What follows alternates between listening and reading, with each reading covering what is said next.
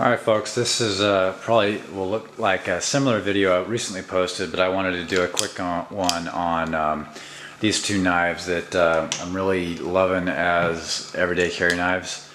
I haven't figured out which is actually the best one. This is the Benchmade Presidio, and it's the 525.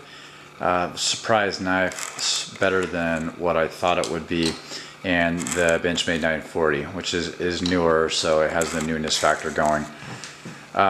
So why I'm doing this video is both of them have aluminum scales, and I did a video the other day talking about aluminum versus the G10. Now I want to talk about the aluminum between these two knives. Both of them are aluminum, but surprisingly they feel a lot different. I don't know if the chemicals are slightly different, the materials slightly different, or what. Maybe my perception, maybe how it's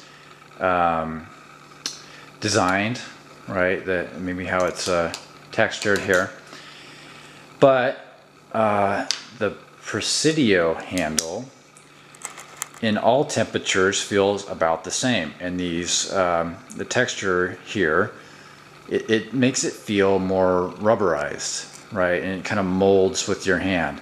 Again, this could be fully perception, but that's what I get out of this knife, and I actually love that. So that's that. With the 940, again, same, at least appears to be the same aluminum. The texture on this is certainly more slick, but when it's cold, this knife feels much more chalky and has, for me, a kind of an odd sensation to touch it. It's sounds weird, but less inviting than the Presidio. When it's hot, the knife's fairly hot now. It's less slick, feels better to use. It doesn't bother me as much, but it still has certainly a chalky texture, which I didn't gather that when I was playing with it in the store.